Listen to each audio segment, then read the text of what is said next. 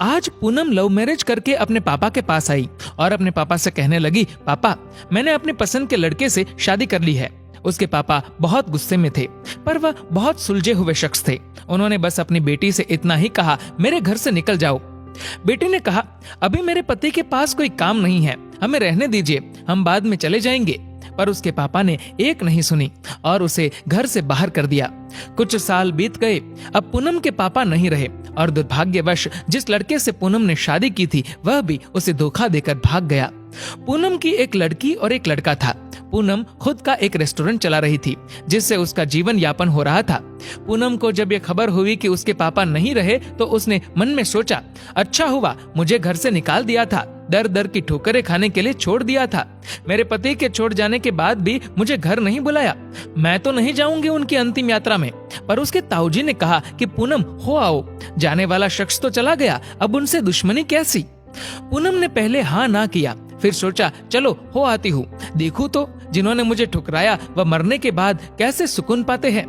पूनम जब अपने पापा के घर आई तो सब उनकी अंतिम यात्रा की तैयारी कर रहे थे, पर पूनम को उनके मरने का कोई दुख नहीं था। बस वह अपने ताऊजी के कहने पर आई थी। अब पूनम के पापा की अंतिम यात्रा शुरू हुई। सब रो रहे थे, पर पूनम दूर खड़ी हुई थी।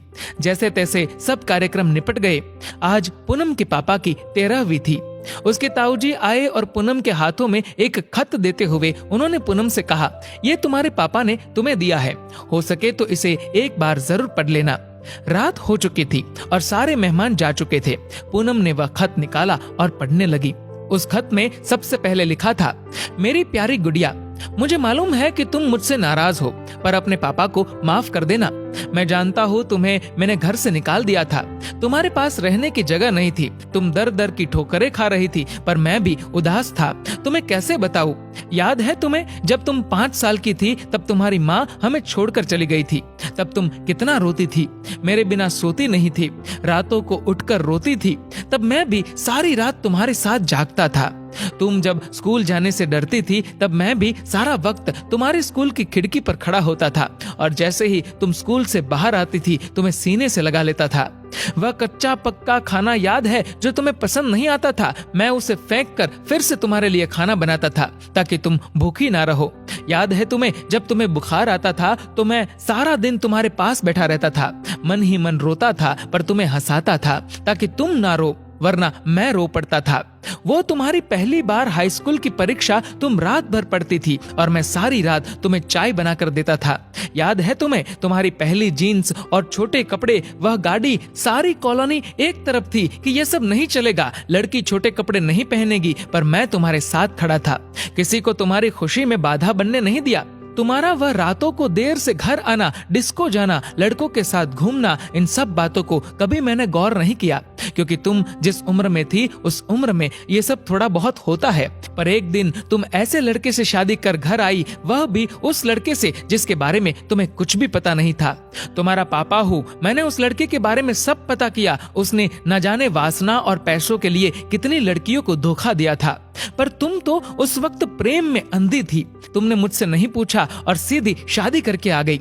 मेरे कितने अरमान थे कि तुम्हें डोली में बिठाऊं, चांद सितारों की तरह तुम्हें सजाऊं, ऐसी धूमधाम से शादी करूं कि लोग बोल पड़े कि वह देखो शर्मा जी जिन्होंने अपनी बच्ची को इतने नाजों से अकेले पाला है। पर तुमने मेरे सारे ख्वाब तोड़ दिए। खैर, इन सब बातों का अब कोई मतलब नहीं है। मैंने तो तुम्हारे लिए खत इसलिए छोड़ा कि तुमसे कुछ बात कह सकूं।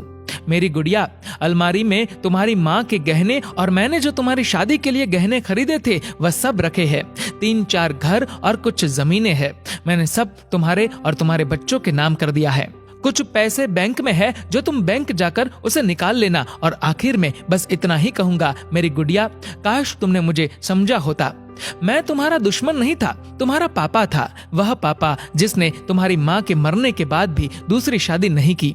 लोगों के ताने सुने, गालियां सुनी, न जाने कितने रिश्ते ठुकराए, पर तुम्हें दूसरी माँ से कष्ट ना हो इसलिए खुद की ख्वाहिशें मार दी। अंत में बस इतना ही कहूंगा, मेरी गुड़िया, जिस दिन तुम शादी के जोड़े में घर आई थी ना, तुम्हारा बाप पहली बार टूटा था। तुम्हारी माँ के मरने के वक्त भी उतना नहीं रोया जितना उस वक्त और उस दिन से हर दिन रोया। इसलिए नहीं कि समाज, जात, परिवार, रिश्तेदार क्या कहेंगे, बल्कि इसलिए कि जो मेरी नन्ही सी गुड़िया सुसु तक करने के लिए सारी रात मुझे उठाती थी, पर शादी का फैसला लेते वक्त मुझे एक बार बताना भी जरूरी नहीं समझा। गुड़िया, अब तो तुम भी माँ हो। औलाद का दर्द, खुशी क्या होती है, वो जब दिल तोड़ते हैं तो कैसा लगता है, तुम अब महसूस कर सकती हो। लेकिन मैं ईश्वर से प्रार्थना करूंगा कि तुम्हें कभी भी ये दर्द ना देखना पड़े। एक खराब पिता ही समझकर मुझे माफ कर देना मेरी गुड़िया। तुम्हारे पापा अच्छे नहीं थे जो तुमने उसे इतना बड़ा दर्द दिया। खत यहीं समाप्त करता हूँ, हो सके तो मुझे माफ कर देना। और खत के साथ एक ड्राइंग लगी हुई थी जो खुद कभी पूनम ने बचपन में बनाई थी, और उसमें लिखा था, आई लव यू मेरे पापा। इतने में उसके ताऊजी आ गए। पूनम ने उन्हें रोते रोते सब बताया, पर एक बात उसके ताऊजी ने बताई। उसके ताऊजी ने कहा, पूनम, वो जो तुम्हें रेस्टोरेंट खोलने और घर खरीदने के पैसे मैंने दिए थे, वह मेरे नहीं थे, बल्कि तुम्हारे पिताजी ने मुझसे तुम्हें दिलवाए थे। क्योंकि औलाद चाहे कितनी भी बुरी क्यों ना हो, माँ बाप कभी बुरे नहीं होते। औलाद चाहे माँ बाप को छोड़ दे, माँ बाप मरने के बाद भी बच्चों को दुआ देते हैं।